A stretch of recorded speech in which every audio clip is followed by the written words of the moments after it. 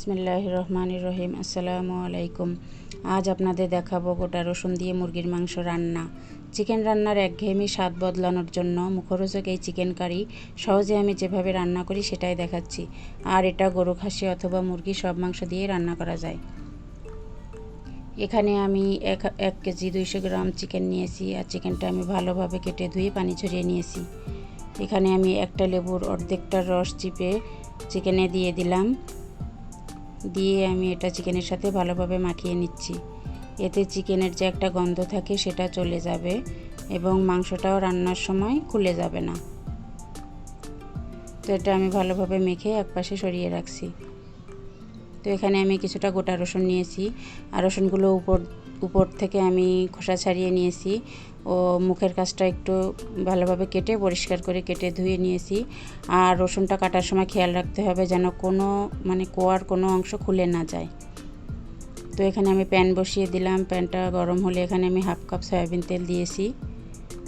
দিয়ে আমি এখানে 2টা বড় সাইজের পেঁয়াজ কুচি করে দিয়েছি। দিয়ে আমি এটা ভালোভাবে এখন একটু ভেজে নিব। আর এখানে পেঁয়াজটা একটু লাল করে ভাজতে হবে।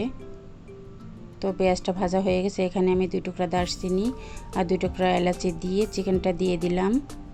দিয়ে এটা আমি এখন একটু ভালোভাবে ভেজে নিব।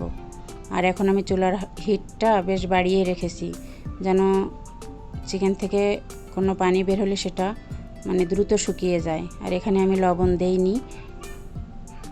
লবণ দিলে কিছুটা পানি বের হবে, এই জন্য আমি বিনা লবণে এটা ভেজে নিব। চিকেনটা যেন খুব ভালোভাবে ভাজা হয় সেদিকে খেয়াল রাখতে হবে। আর এই ফার্মের ব্রয়লার মুরগি থেকে যথেষ্ট পানি বের হয়, তো এটা একটু ভেজে রান্না করাও ভালো।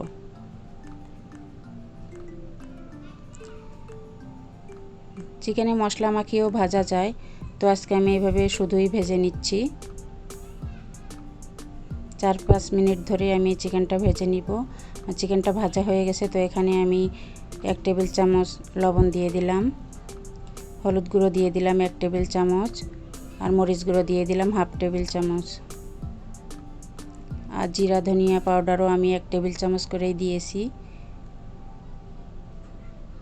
আর আদা বাটা দিয়ে দিলাম 1 টেবিল চামচ। রসুন বাটাটা আমি হাফ টেবিল চামচ দিয়েছি। যেহেতু এই মাংসটা আমি গোটা রসুনে রান্না করব, তাই এখানে আমি রসুন বাটাটা কমই দিলাম। রান্না করার সময় রসুন থেকে যথেষ্ট রসুনের নির্যাস এই তরকারিতে মিশে যাবে, এই জন্য রসুনটা আমি কম ব্যবহার করলাম। আর এখন মশলাগুলো আমি ভালোভাবে মিশিয়ে নিচ্ছি। আর এটা সম্পূর্ণই আমার মায়ের রেসিপি। ছোটোবেলা থেকে আমরা রসুন দিয়ে মাংস খেতে খুবই ভালোবাসি। তো এই পর্যায়ে আমি রসুনগুলো দিয়ে দিচ্ছি।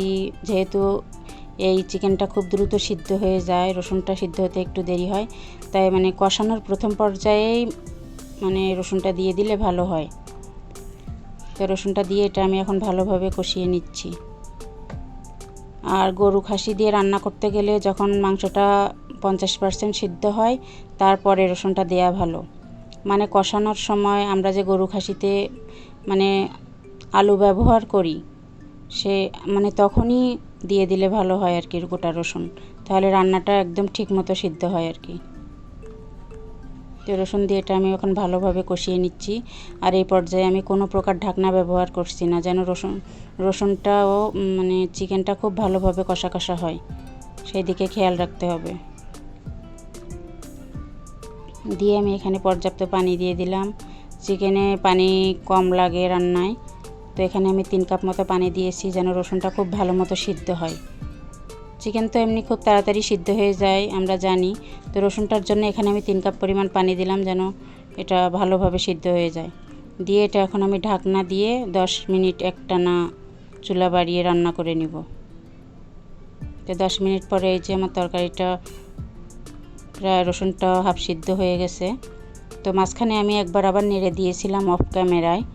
দিয়ে এটা এখন আমি আরও ভালোভাবে নেড়ে নিচ্ছি। আর এই রসুন দিয়ে মাংস রান্না করলে মাংস অনেক স্বাদ হয়।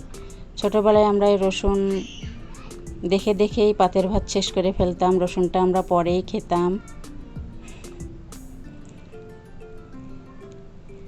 এই পর্যায়ে আমি দিয়ে দিলাম 1 চামচ গরম মশলার গুঁড়ো। দিয়ে এটা আমি এখন ভালোভাবে নেড়ে এটা আমি আরও 5 মিনিট লো হিটে জাল করে নিব, যেন রসুনটা ভালো মতো সিদ্ধ হয়ে যায়। তো আমি এটা ঢাকনা দিয়ে আরও 5 মিনিট ওয়েট করেছি। 5 মিনিট পরে যে আমার রসুনটা সিদ্ধ হলেই বুঝতে হবে রান্নাটা কমপ্লিট হয়ে গেছে। এই রসুনের কারিটা আমার রেডি হয়ে গেল। আশা করি সবার কাছে আমার ভিডিওটা ভালো লাগবে।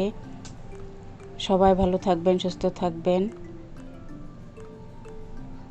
আমার চ্যানেলটা লাইক শেয়ার করে দিবেন। আল্লাহ হাফেজ।